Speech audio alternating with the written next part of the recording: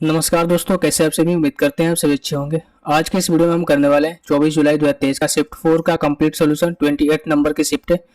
चलिए भाई वीडियो में आगे बढ़ते हैं, लेकिन उससे पहले वन बाय वन क्वेश्चन का सॉल्यूशन प्रोवाइड करा दिया गया है सब पहले ही। 39 शिफ्ट, टोटल 39 शिफ्ट का, ठीक है। तो आपको किसी पर्टिकुलर क्वेश्चन में दिक्कत परेशानी हो रही है तो आप यहाँ पर जाकर उसी क्वेश्चन को देख सकते हो। इसके अलावा पीडीएफ आपको टेलीग्राम ग्रुप पर मिलेगा, यहाँ पर आप ज्वाइन कर लीजिए। साथ ही यहाँ पर कुछ लिंक दिया गया है, आप इसको भी ज्वाइन कर सकते हो। जैसे फेसबुक का लिंक है, इंस्टाग्राम का लिंक है। आपको मन में कोई भी सवाल वगैरह हो तो आप पूछ सकते हो। बाकी मैंने आपको कंफर्मेशन के लिए बता दूं कि एक कंपाइलेशन वीडियो हो, तो भाई अगर किसी पर्टिकुलर क्वेश्चन में दिक्कत परेशानी हो रही हो ना, तो आप हमें कमेंट करके बता दीजिए, या फिर उसका सोल्यूशन, करेक्ट सोल्यूशन कमेंट कर दीजिएगा, मैं उसको पिन कर दूंगा। चलो भाई अब सोल्यूशन को करते हैं। दिन में पूरा कर सकते हैं। काम करने के लिए 10 मजदूर उपलब्ध है, लेकिन ये काम 8 दिन में खत्म करना है। तो इस काम को पूरा करने के लिए कितने मजदूर बुलाया जाना चाहिए। अब देखो 6 मजदूर है और किसी काम को 16 दिन में कर सकते हैं। अभी हमारे पास 10 मजदूर है। कितने मजदूर बुलाना चाहिए, हमने मान लिया X मजदूर बुलाना चाहिए।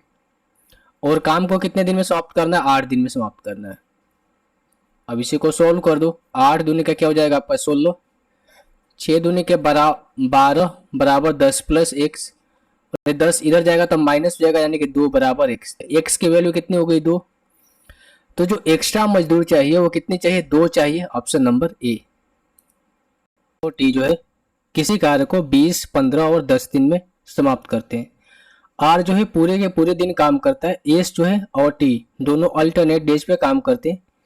काम जो है टी से स्टार्ट होता है, जो पहला दिन काम करता है। तो आपको बताना है कि टोटल वर्क जो है कितने दिन में समाप्त होगा। अब देखो 3 बंदे हैं, कौन कौन है, आर, एस और टी।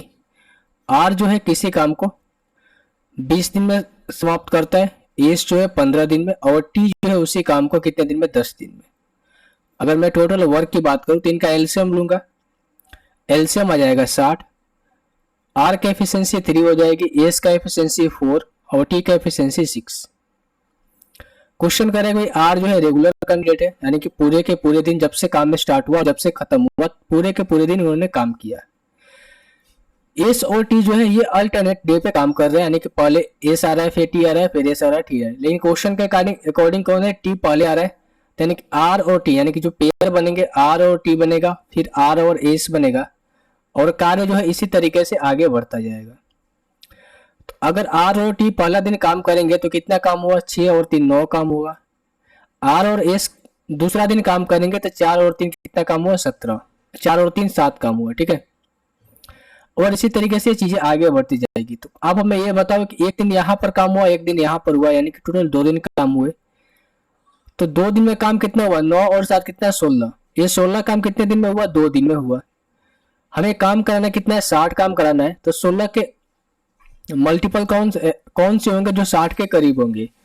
तो 16 का मल्टीपल 60 के करीब कौन सा है, 64 है। आप 48 भी ले सकते हो, 64 लोगों तो ज्यादा करीब हो जाएगा। 16 के मल्टीपल कौन से, 64 है, सबसे करीब है। तो 64 बनाने के लिए हम यहाँ पर 4 से मल्टीप्लाई करेंगे, तो यहाँ पर भी 4 से मल्टीप्लाई करना पड़ेगा। यानी कि यहाँ से 64 काम हो गए कितने दिन में भाई, 8 दिन में। लेकिन हमें काम तो कराना है 60 ही। 4 काम ये एक्स्ट्रा हो गए। ये 4 काम एक्स्ट्रा कब होंगे, जब आर और एस अंत में काम किए होंगे, ठीक है। आर और टी तक तो बातें सही थी, लेकिन आर और एस जब आया तो ये 7 काम कर रहे हैं ना। आर और एस कितने काम कर रहे हैं, 7 काम कर रहे हैं। तो हमें 4 काम इसमें से माइनस करना पड़ेगा। 4 काम कौन माइनस करना पड़ेगा, आर तो रेगुलर कैंडिडेट है भाई। आर क्या है, रेगुलर कैंडिडेट है। तो इसमें से जो एस वाला का जो एस का जो कार्य है वो हमें माइनस करना पड़ेगा 4। यानी कि एक दिन का अगर हम कार्य माइनस करेंगे तो डे कितने हो जाएंगे भाई, 7 डे हो जाएंगे, ठीक है। और इसमें से 4 काम माइनस कर दिए तो बचे कितना, 3 काम। और अंत में कौन आया था, आर और एस। तो इनकी एफिशिएंसी कितनी थी, 4 और 3 7, बटे में हो जाएगा कितना आपका 7। तो जो टोटल काम है 7 7 49 दिन कितना होता है, 52 बटे में 7 दिन में समाप्त हुआ। ये चीजें आपको समझ में आई। अगर नहीं समझ में आई तो आप ऐसे समझो, देखो मैं क्या कहना चाह रहा हूं भाई। मान लो कि 16 काम हो रहे, दो दिन में 16 काम हो रहे हैं, ठीक है। अब देखो 64 के मल्टीपल से आपको समझ में नहीं आया तो इससे कम ले लो ना। 60 से कम कौन सा, 48 है। यहाँ 3 से मल्टीप्लाई करना पड़ेगा, यहाँ भी 3 से मल्टीप्लाई करना पड़ेगा। यानी कि 48 काम जो है हमें 6 दिन में हो रहे हैं, लेकिन हमें काम कितने से कराना है भाई, 60 काम कराना है। 48 काम 6 दिन में समाप्त हुए, यानी कि जो अंतिम जो आया था 6वां दिन आर और एस आ रहा था, ठीक है। अब अगेन आर और टी आएंगे, तो जब आर और टी आएंगे तो आर और टी कंबाइंड एफिशिएंसी कितनी हो जाएगी, 6 प्लस 3 9, यानी कि एक दिन में उन्होंने 9 काम कर रहे हैं। तो 48 प्लस 9, अभी 9 काम और हो गया, कितने दिन में भाई, 6 और 1 7 दिन में। तो 9 8 कितना होता है, 17। टोटल 57 काम कंप्लीट हो गए, कितने दिन में भाई, 7 दिन में कंप्लीट हुए। अब बचे 3 काम, अगला बार कौन आएगा, आर और एस आएगा। आर तो रेगुलर काम कर रहा है, तो आर की कंबाइंड एफिशिएंसी कितनी है, 3, सॉरी आर की एफिशिएंसी कितनी है, 3, और हमें काम भी 3 कराना है, तो एस की आने की जरूरत ही नहीं पड़ेगी, एस की आने की जरूरत ही नहीं पड़ेगी, ठीक है। लेकिन हमें एफिशिएंसी क्या करना पड़ेगा, दोनों को कंबाइन करना पड़ेगा। क्यों, क्योंकि आर और एस जो है कंबाइन काम ही कर रहे हैं, ठीक है। ऐसा नहीं कि आप एस को छोड़ दोगे, ठीक है। तो यहाँ पर देखो 3 काम कौन कर लेगा, जब आर 3 काम कर लेगा तो एस को तो जरूरत पड़ेगा नहीं, यानी कि 60 काम पूरा करने में भाई, 60 काम पूरा करने में, 60 काम पूरा करने में 7 से ही 3 बटे में कितने दिन लगेंगे, 7 दिन लगेंगे, क्योंकि 3 बटे में टोटल कंबाइंड एफिशिएंसी कितनी है, 7 है, 4 और 3 7 है, तो 3 बटे में 7 दिन और लगेंगे, और 7 दिन तो पहले से लग ही चुके हैं, तो 7 कितना होता है, 52 बटे 7 दिन। तो टोटल जो काम है 60 काम 52 सही 52 बटे में 7 दिन में कंप्लीट होगा, या फिर आप ऐसे बोलो 7 सही 3 बटे 7 दिन में, ऑप्शन नंबर सी। तो ये अल्टरनेट डेज पे काम था, ठीक है। आई होप ये क्वेश्चन आपको समझ में आ गया होगा। एक इक्विलेटरल ट्रायंगल है जिसका एक भुजा जो है, जिसकी भुजा जो है 12 सेंटीमीटर दे रखी है, तो आपको एरिया बताना है। तो इक्विलेटरल ट्रायंगल में सारे भुजा क्या होते हैं, बराबर होती है, और इसका एरिया क्या होता है भाई, एरिया होता है √3 अपॉन में 4 इंटू ए स्क्वायर, ये होता है आपका एरिया। तो √3 की जगह पे इन्होंने बोल के रखा है भाई 2 डेसिमल तक बताना है, तो 1.73 उन्होंने बोल के रखा है, तो 1.73 √3 के स्थान पर हमने ले लिया बटे में 4, और 12 का स्क्वायर 144, तो इसको 12 इंटू 12 हम लिख सकते हैं। तो 4 से कटेगा 3 बार में, और बटे में हो जाएगा कितना आपका 100। तो 176 में हमें 36 से मल्टीप्लाई करना पड़ेगा, या फिर आप ऐसे करो 3 से मल्टीप्लाई पहले कर लो, ये आसान रहेगा। 3 तरीके 9, 7 तरीके 21, और 3 और 2 5, और फिर 12 से मल्टीप्लाई कर दो। 12 9 108, ये 8 हो जाएगा 10, 12 10 22, 2 12 5 60, 2 62, ये कितना हो जाएगा, ये 62.28 सेंटीमीटर। कहीं गलत किया क्या हमने, 62.35 है, 12 9 108, या फिर इसमें पूरे के पूरे लिया है ना, तो इसमें हो सकता है, ठीक है।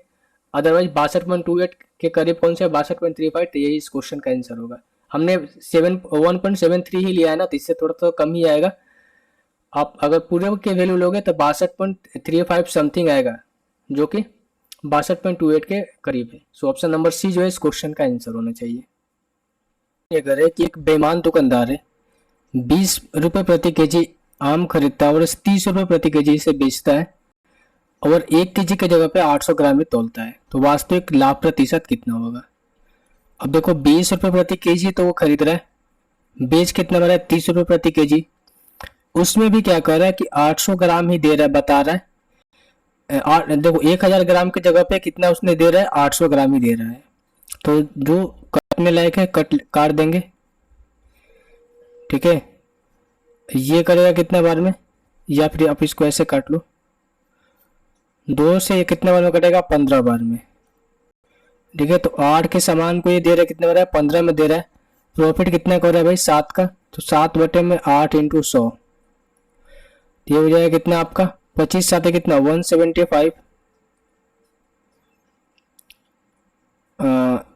आप 175 अपन में 4 2 हो जाएगा, ठीक है। 175 अपन में कितना जाएगा, अप टू 25 8 4 दूनी 8, तो हो जाएगा 2 8 है 16, और 1 2 7 है 14, 87.5% का ओवरऑल उसे प्रॉफिट हो रहा है, ऑप्शन नंबर डी।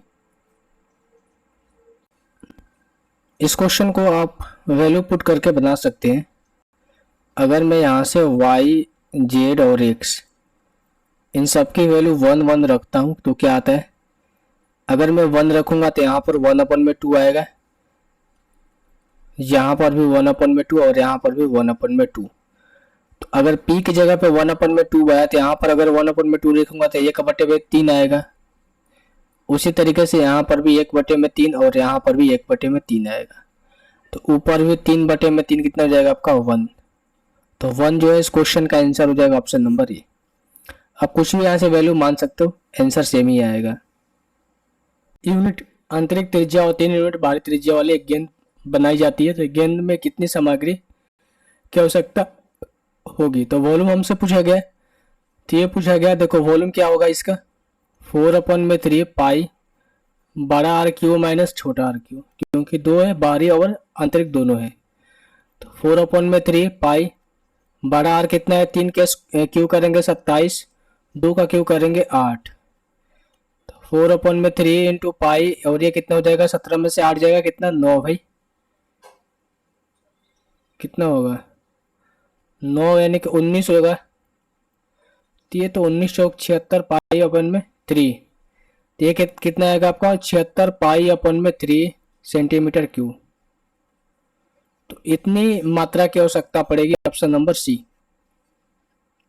क्वेश्चन ये कह रहा है कि 4 पुरुष 6 महिलाएं एक कार्य को 8 दिन में कर सकती हैं, जबकि 3 पुरुष और 7 महिलाएं उसी कार्य को 10 दिन में कर सकती है। तो 10 महिलाएं उसी कार्य को कितने दिन में करेगी।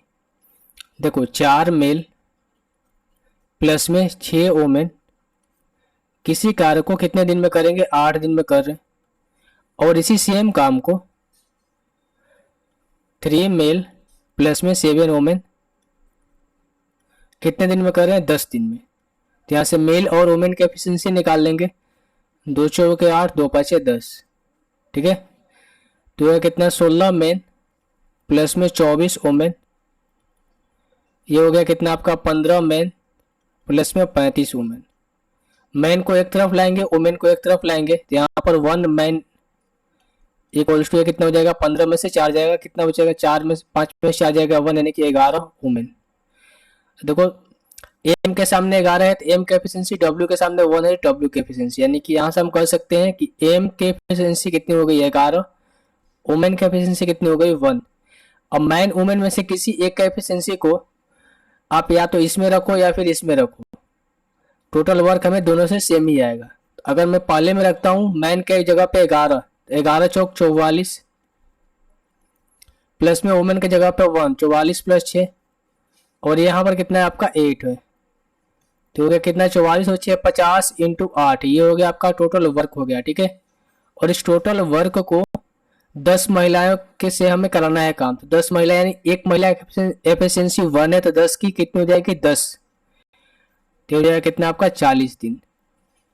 तो इस टोटल काम को 10 महिलाओं के द्वारा 40 दिन में किया जाएगा, ऑप्शन नंबर बी। डीआई का क्वेश्चन यहाँ पर दिया गया है। क्वेश्चन ये बोला गया है कि यदि कुल अंक 1800 है तो सामाजिक विज्ञान में प्राप्त अंक कितने हैं। सामाजिक विज्ञान यानी कि सोशल साइंस, तो सोशल साइंस में कितना आप यहाँ पर देखो 72 है, ठीक है 72 है, तो इसको परसेंटेज में कन्वर्ट करना पड़ेगा, तो 72 अपन में 360 गुना 100, ये परसेंटेज में कन्वर्ट हो गया। अब जो आया इसका कितना परसेंट 1800 इंटू 1800 बटे में 100। अब 100 से 100 कैंसिल आउट हो गया, 36 दहा में 360, 36 दूनी का 72, जीरो से ये जीरो कैंसिल आउट हो गया, तो 18 दूनी का कितना 36 360। तो सोशल साइंस में कितना अंक प्राप्त हुए 360 नंबर, ऑप्शन नंबर सी। कहा गया है कि a cot थीटा बराबर b है, तो आपको इसकी वैल्यू फाइंड करनी है। अगर मैं आपसे ये बोलूँ कि cot थीटा बराबर क्या, यहाँ से लिख सकते हैं b अपन में a। अगर मैं यहाँ से एक राइट एंगल ट्रायंगल को ड्रॉ करता हूँ तो cot थीटा इक्वल्स टू क्या होता है बेस अपन में परपेंडिकुलर, तो बेस अगर b है तो परपेंडिकुलर a हो जाएगा, तो हाइपोटेनस हो जाएगा कि आपका a स्क्वायर प्लस में b स्क्वायर हो जाएगा। ये चीजें आपको समझ में आ रही होगी। अब यहाँ से देखो b cos थीटा है, तो b इंटू cos थीटा हमारा क्या हो जाएगा, cos थीटा होता है बेस अपन में क्या होता है भाई हाइपोटेनस, तो बेस कितना है आपका b है, तो b इंटू b अपन में कितना हो जाएगा आपका square root of a square plus में b स्क्वायर, माइनस है ऊपर वाले को मैं लिख रहा हूँ, ठीक है नीचे वाले को बाद में लिखूंगा। a साइन थीटा है, तो a साइन थीटा क्या होता है a अपन में लंब अपन में क्या होता है कर्ण, तो a अपन में ये हो जाएगा कितना आपका root under a square plus में b स्क्वायर। अब देखो ए स्क्वायर बी स्क्वायर, तो यहाँ से एक ही आएगा तो ऊपर में आ जाएगा बी स्क्वायर माइनस का ए स्क्वायर। तो यहाँ पर जो वैल्यू आएगी बी स्क्वायर माइनस का ए स्क्वायर, और बटे में क्या आपका रूट अंडर ए स्क्वायर प्लस में बी स्क्वायर। ठीक है, अब इसके बटे में एक बार हम नीचे वाले को सॉल्व करते हैं। यहाँ पर बी कॉस थीटा है, तो अगेन देखो जो नीचे है वही ऊपर है, तो जो भाई नीचे नीचे में क्या है, सिंपल नीचे में यही आएगा कि बी स्क्वायर प्लस में ए स्क्वायर अपन में यहाँ पर हो जाएगा कि आपका ए स्क्वायर प्लस बी स्क्वायर। ठीक है, यही चीज़ें नीचे में आएगी। तो अब देखो यहाँ से ये वैल्यू कट जाएगा, जो वैल्यू आपकी आएगी बी स्क्वायर माइनस का ए स्क्वायर अपन में बी स्क्वायर प्लस का ए स्क्वायर। देखो ऑप्शन में भी यही दे रखा है, बी स्क्वायर माइनस ए स्क्वायर अपन में बी स्क्वायर प्लस ए स्क्वायर। तो ऑप्शन नंबर सी जो है इस क्वेश्चन का आंसर हो जाएगा। अगर है कि कोई धनराशि 8% की वार्षिक साधारण ब्याज की दर से कितने समय में स्वयं के 3 गुना हो जाएगी। ठीक है, तो 1 से 3 राशि हमें लाना है। रेट कितना है आपका 8%, तो यहाँ से ब्याज अगर कोई एक राशि है 1 रुपये, वो 3 रुपये हो रहे हैं। ठीक है, कितना यहाँ से ब्याज मिल रहा है, 2 ब्याज मिल रहा है, तो ब्याज इंटू 100 बटे में मूलधन हमारा कितना है 1 इंटू रेट कितना आपका 8%। तो 2 से जाएगा ये 4 बार में, 4 से जाएगा 25 बार में। तो 1 से जो राशि है 3 गुना होने में कितना समय लगेगा भाई, 25 ईयर्स का समय लगेगा। कितना, 25 साल का, ऑप्शन नंबर बी। सिंप्लीफिकेशन है, आइए हम इसको सॉल्व करते। तो सबसे पहले छोटा ब्रैकेट को करते, 4 दूनी का 8 और 13 में से 8 जाएगा, कितना बचेगा भाई 8 5 13 5 हो जाएगा यहाँ पर। अब देखो 8 और 7 कितना होता है, 8 गुना 7 56 प्लस में 5 करोगे कितना हो जाएगा 6 5 11, यानी कि यहाँ पर वैल्यू 61 आ जाएगी। अब देखो 63 में से हम 61 को माइनस करेंगे तो यहाँ पर बचेगा कितना आपका 2। अब देखो आप आसानी से लिख दो 220 प्लस में 80 भागा 2, तो इसको भाग लगाओगे तो हो जाएगा कितना आपका 40। 220 प्लस 40 करेंगे तो कितना हो जाएगा 260। ऑप्शन नंबर ए है कि एक नाव जो है धारा के दिशा में 80 किलोमीटर की दूरी 8 घंटे में तय करती है, जबकि धारा के विपरीत दिशा में समान दूरी तय करने में उसे 10 घंटे का समय लगता है। तो शांत जल में नाव की चाल आपसे पूछी गई है। अब देखो शांत जल में नाव की चाल क्या होता है, डी प्लस यू अपन में 2। डी मतलब होता है डाउन स्ट्रीम और यू मतलब होता है अप स्ट्रीम। डाउन स्ट्रीम का मतलब धारा की दिशा में चाल, अप स्ट्रीम का मतलब धारा के विपरीत चाल।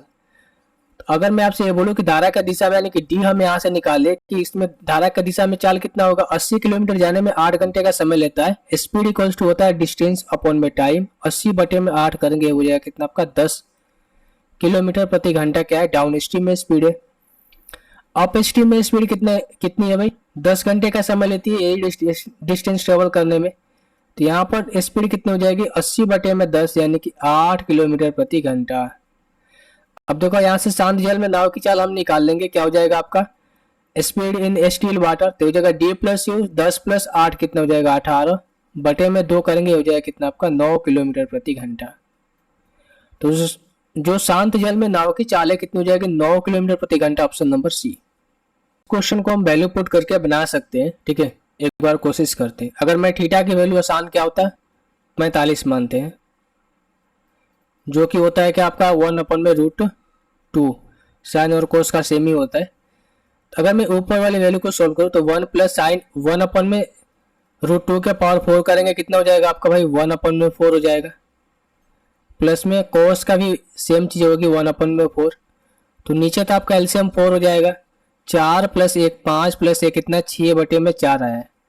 अगर मैं इसको सॉल्व करूँ तो हो जाएगा कितना 1/√2 का स्क्वायर करेंगे तो हो जाएगा 1/2 प्लस में ये हो जाएगा कितना आपका 1/4। एलसीएम 4 हो जाएगा 2 प्लस 1 3 बटे में 4। तो जो नीचे में वैल्यू आई कितनी आई भाई 3 बटे में 4 आई। ये 4 से 4 कैंसिल आउट होगा, 3 से कटेगा 2 बार में, तो कितना हमारा आया 2 आया ऑप्शन में, ऑप्शन नंबर सी। तो इस तरह के क्वेश्चन को जरूरी नहीं है कि आप पूरा का पूरा सॉल्व करो, इसको वैल्यू पुट करके आसानी से कर सकते हो। ऑप्शन नंबर सी जो है इस क्वेश्चन का आंसर हो जाएगा।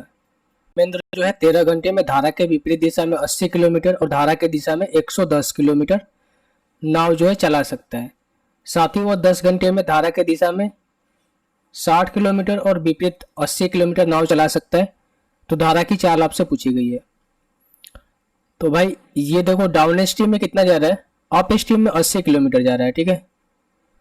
तो 80 बटे में हम u प्लस में 110 बटे में d, और इसे पूरे टोटल तय करने में 13 घंटे का समय लग रहा है। सेकंड केस में ये बोला गया कि 60 बटे में u प्लस में 88 बटे में d, और इसको कितना समय लग रहा है भाई, 10 घंटे का समय ले रहे हैं। अब दो इक्वेशन है, आप इसको सॉल्व कर सकते हो। जैसे मैं एक बार यहाँ से वैल्यू पुट करके देखता हूँ।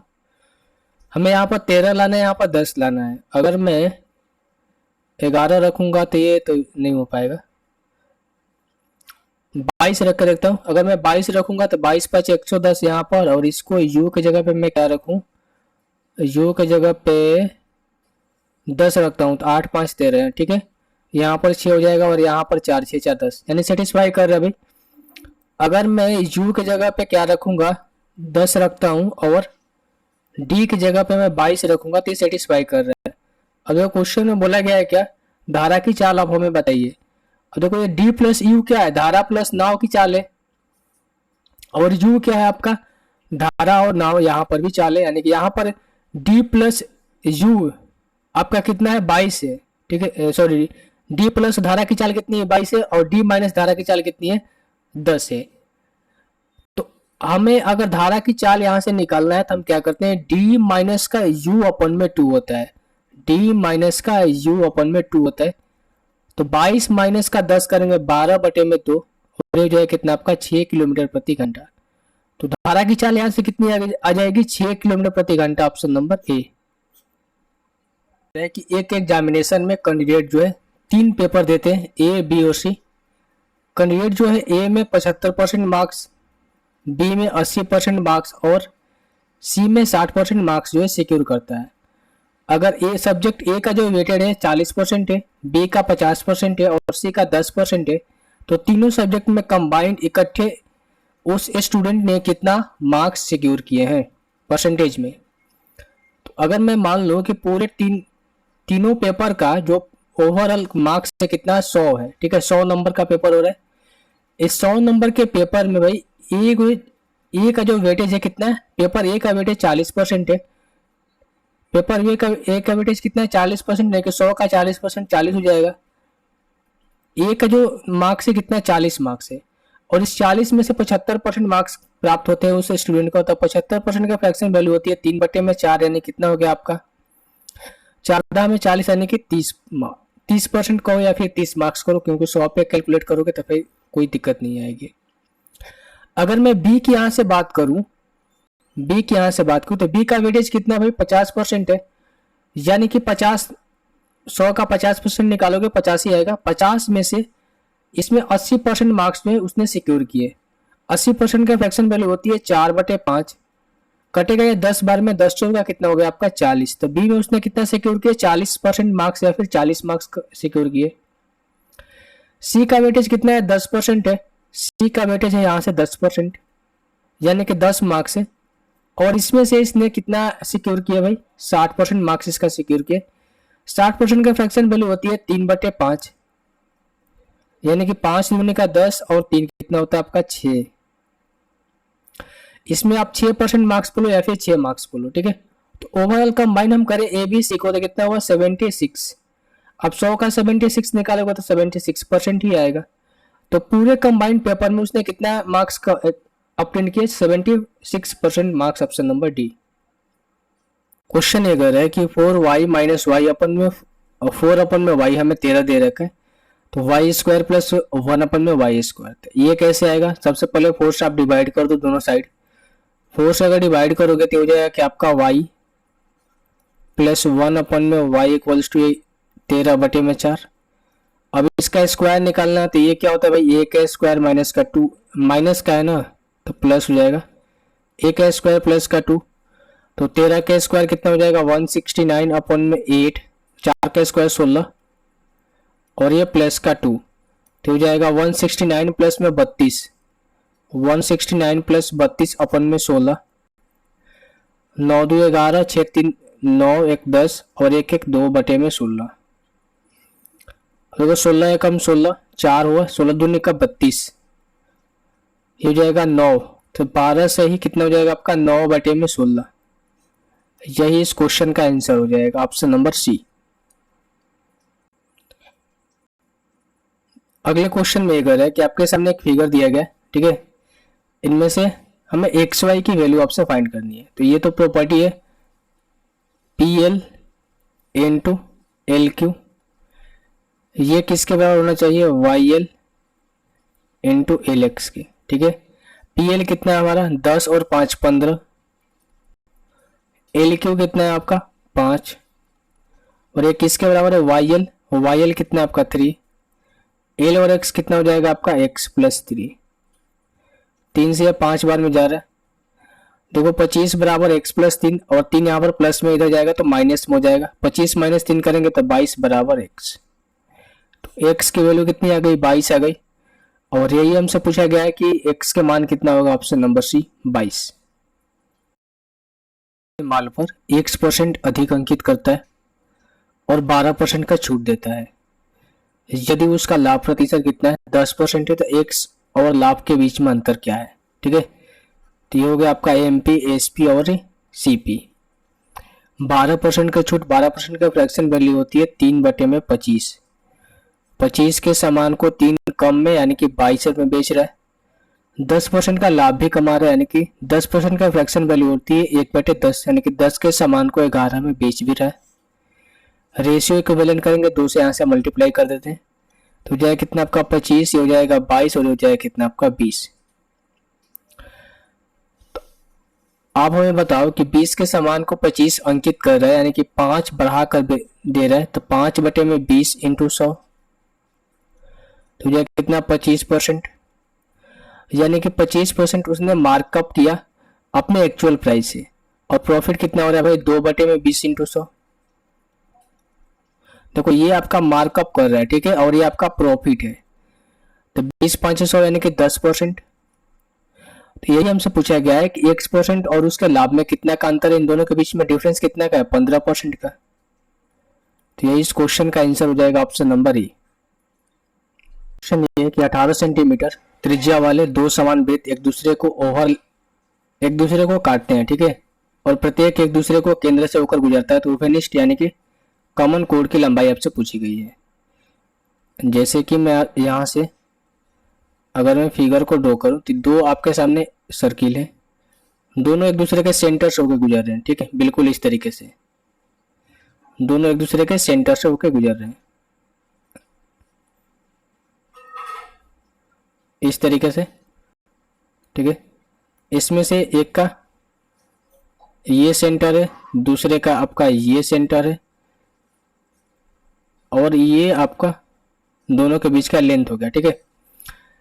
अब देखो हमें बोला गया कि कॉमन कोड की लंबाई थी, अगर दोनों सर्किल एक दूसरे के सेंटर से पास कर रहे हैं, देखो ये भी रेडियस है, ये भी रेडियस और ये भी रेडियस होगा, यानी कि ये भी आर होगा, ये भी आर होगा, और यहाँ से लेकर यहाँ तक पूरा आर होगा। उस केस में कॉमन कोड की लंबाई क्या होती है √3 इंटू आर।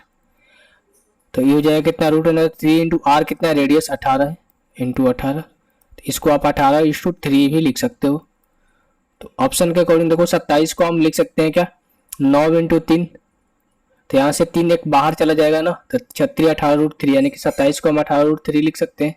देखो ऑप्शन कैसे दिया इन्होंने, तो इसको आप 18√3 को 6:27 भी आप सेंटीमीटर लिख सकते हो। सो ऑप्शन नंबर ए जो है इस क्वेश्चन का आंसर हो जाएगा। सिर्फ आपको याद रखना है कि 3√3 इंटू आर होता है, ऐसे आप कर भी सकते हो। ये रेडियस है तो 18 सेंटीमीटर ये हुआ। अब देखो ये कॉमन कोड क्या होता है, 2 इक्वल पार्ट में इस लेंथ को डिवाइड करता है, पूरे के पूरे 18 सेंटीमीटर, तो ये लेंथ कितनी हो जाएगी 9 हो जाएगी। तो हम पाइथागोरस थ्योरम से इसको आप निकाल सकते हो, 324 माइनस का कितना हो जाएगा आपका 81, तो हो जाएगा कितना आपका 243, तो रूट का अंडर 243 आएगा, तो इसको आप लिख सकते हो क्या 81:3, यानी कि 9√3 आप इसको लिख सकते हो। तो 9√3 को अगेन ये पार्ट और ये पार्ट भी इक्वल होता है, ठीक है। अगर कॉमन कोड में ये दोनों सेंटर को ड्रॉ करेंगे तो 2 इक्वल पार्ट में कॉमन कोड को डिवाइड करता है, तो इसको आप अगर ये लेंथ 9√3 है तो ये भी 9√3 होगा, यानी कितना हो जाएगा 18√3। तो आप इसको ऐसे भी सॉल्व कर सकते हो, बस आपको अगर फॉर्मूला याद है तो आप जाहिर सी बात है कि 5-6 सेकंड जो है पहले आप करोगे तो आपका जो समय है बचेगा। तो आई होप ये क्वेश्चन आपको समझ में आ गया होगा। क्वेश्चन है, देखिए आपके सामने एक फिगर दिया गया है एबीसी और डी जो है पैरेलल है किसके, बीसी के पैरेलल है। तो ये वही कॉन्ग्रुएंट है, ठीक है।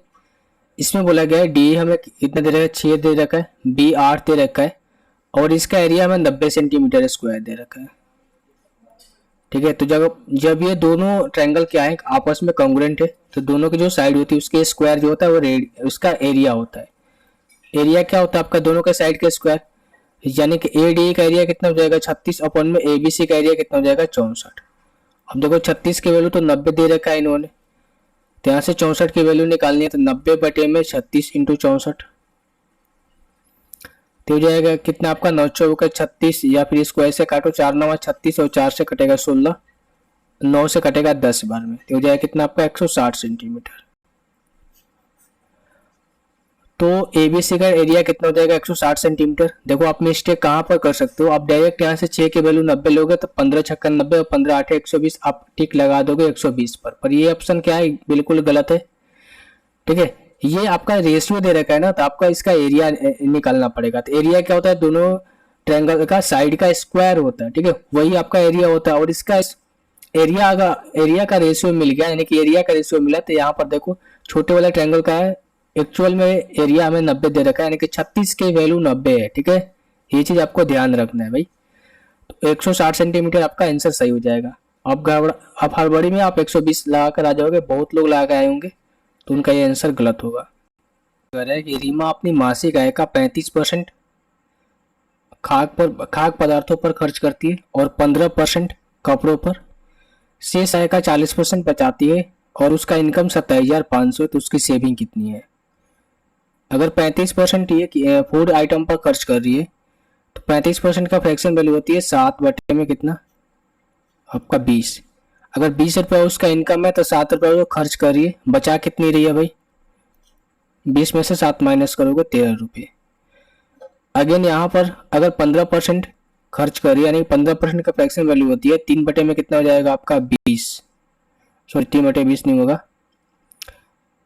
5 15 और ठीक है 3 बटे में 20 होगा। अगर ये 20 रुपया उसके पास इनकम है, इनमें से 3 रुपया खर्च करी तो बचा कितनी रही है 17 रुपये। ये चीज आपको समझ में आ रही होगी।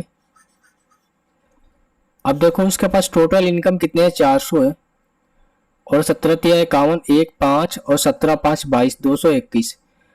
400 में से सिर्फ 221 रुपया क्या करिए बचा रही है और इस 221 रुपये की वैल्यू कितने 40% के इक्वल में है, ठीक है।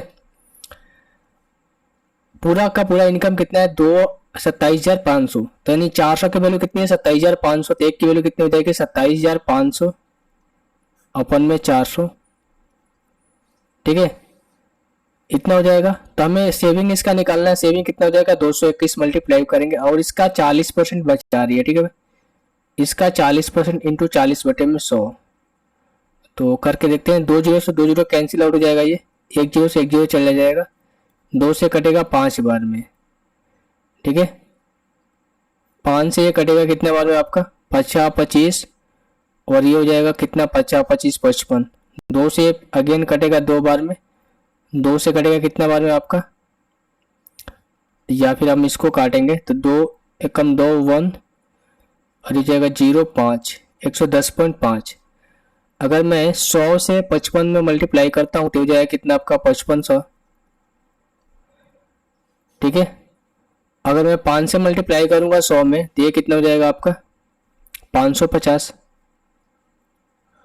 और फिर 0.5 में मल्टीप्लाई करना पड़ा 50 25 और 50 25 2 27 यानी कि 27.5 जाएगा 5 और ये कितना हो जाएगा आपका 7 5 2 7 5 5 10 और 6 7 यानी कि 6,077.5 रुपये को क्या करिए सेव करिए। Option number D. क्वेश्चन ये कहा गया है कि एक खंभा जो है इतना सेंटीमीटर लंबा है और इसका रेशियो दे रखा है 6 7 8 के अनुपात में केसरिया सफेद और हरे रंग से रंगा गया है, तो खंभे के हरे भाग की लंबाई कितनी होगी। अब देखो टोटल हमारा लेंथ कितना है इतना सेंटीमीटर है, इसका रेशियो कितना है 6 7 और 6 13 और 8 कितना होता है भाई 21, यानी कि 90 30 बटे में 21 ये टोटल हो गया, यानी कि 1 की वैल्यू। और इसमें से हरे भाग की लंबाई ज्ञात करनी है, तो हरे भाग की कितनी है, रेशियो 8 है, तो गुना 8 कर देंगे। अब अगर मैं 7 से ले जाऊं तो कट जाएगा, क्या कट जाएगा, 7 या 21 और ये 7 एकम 7 2 7 दूनी 14 7 9 63, 9 3 12, 3 से भी कटेगा भाई, 3 4 के 12 3 3 के 9, तो आ गया कितना आपका 430 गुना 8, तो ये हो जाएगा आपका 18 के 24 और 8 के 32 2 34, 3440 सेंटीमीटर। तो 3440 सेंटीमीटर क्या हुआ आपका खंबे की हरे भाग की लंबाई हो जाएगी। तो ऑप्शन में आप सुधार कर लीजिएगा, ठीक है, ये ऑप्शन गलत है, 3440 सेंटीमीटर हरे भाग की लंबाई हो जाएगी, ठीक है, ऑप्शन में सुधार कर लीजिएगा। ऑप्शन है आपका x प्लस 1 में x इक्वल्स टू 9, x के पावर 4 प्लस 1 में x की पावर 4 आपसे पूछा गया है, तो 2 बार इसका स्क्वायर करेंगे निकल जाएगा। अगर मैं यहाँ से एक्स स्क्वायर प्लस 1 में एक्स स्क्वायर निकालना चाहूँ तो ये क्या होता है, a का स्क्वायर माइनस का 2, 9 के स्क्वायर 81 माइनस का 2 करेंगे कितना हो जाएगा आपका 79। अगर मैं 4 निकालना है तो इसका स्क्वायर कर दूं तो x के पावर 4 प्लस 1 में x के पावर 4, ये कितना हो जाएगा आपका 79 का स्क्वायर माइनस का 2, ये हो जाएगा ना। तो 9 9 81 माइनस 2 करेंगे 9 आएगा, तो यूनिट डिजिट क्या आना चाहिए 9 आना चाहिए। एक ही ऑप्शन में ऑप्शन नंबर सी जो है इस क्वेश्चन का, ऑप्शन नंबर ए जो है इस क्वेश्चन का क्या हो जाएगा आपका आंसर हो जाएगा। सिंप्लीफिकेशन का क्वेश्चन है, आइए हम इसको सॉल्व करते हैं। तो सबसे पहले हम इस पोर्शन को सॉल्व करते हैं यहाँ से लेकर यहाँ तक। तो ये लिखा है 16 प्लस 8 अपॉन में ये लिखा है किए माइनस का 2। अगर आप यहाँ पर देखोगे तो 16 किए माइनस का 32 प्लस का 8 अपॉन में कितना हो जाएगा आपका किए माइनस का 2। अब ये वैल्यू सॉल्व हो गई। अब हम यहाँ पर आते हैं बड़े वाले ब्रैकेट में, ये लिखा गया 10 माइनस का, यहाँ पर क्या था आपका 16 किए माइनस का 32, यही था ना 16 किए माइनस का 32 प्लस का 8 अपन में ये कितना था आपका किए माइनस का 2, और यहाँ पर प्लस का 2 है। अगेन अगर मैं एलसीएम लूंगा तो हो जाएगा 10 किए माइनस का ये कितना हो जाएगा आपका 20 माइनस का 16 के माइनस 32, ये प्लस में हो जाएगा। अगर यहाँ पर ब्रैकेट को आप लगाओगे तो ये हो जाएगा 32 और ये हो जाएगा माइनस का 8 प्लस में ये हो जाएगा कितना आपका 2 के माइनस का 4 अपन में के माइनस का 2। अगर ये देखोगे तो माइनस का 6 के हो जाएगा और यहाँ पर प्लस का 2 के है। 10 और 2 12, 12 माइनस 16 करेंगे तो ये हो जाएगा माइनस का 4 के,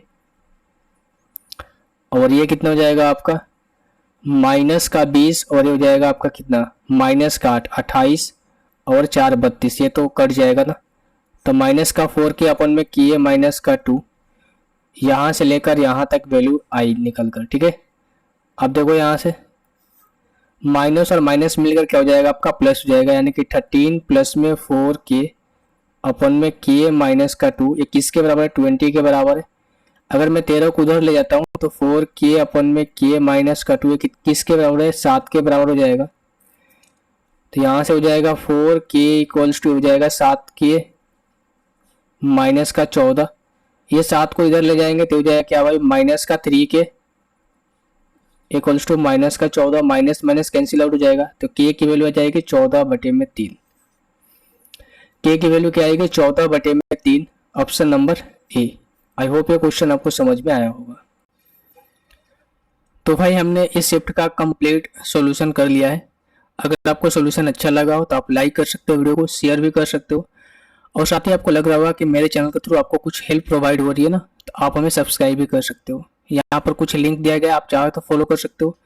टेलीग्राम ग्रुप का लिंक है, फेसबुक इंस्टाग्राम और यहाँ पर ट्विटर का। आप कुछ भी पूछना हो तो आप यहाँ पर मैसेज करना, इंस्टाग्राम पर मैसेज कर सकते हो, उसका रिप्लाई आएगा। फॉलो करो या नहीं करो आइए आपके ऊपर है। ओके, तो जो भी आपका डाउट मन में डाउट हो तो आप यहाँ पर फॉलो करें, यहाँ पर मैसेज कर सकते हो। ओके, तो चलो भाई मिलते हैं अगले शिफ्ट की अगले एनालिसिस के साथ। तब तक के लिए बने रहिए हमारे साथ और अब अपना ख्याल रखिए, पढ़ते रहिए। जय हिंद, वंदे मातरम।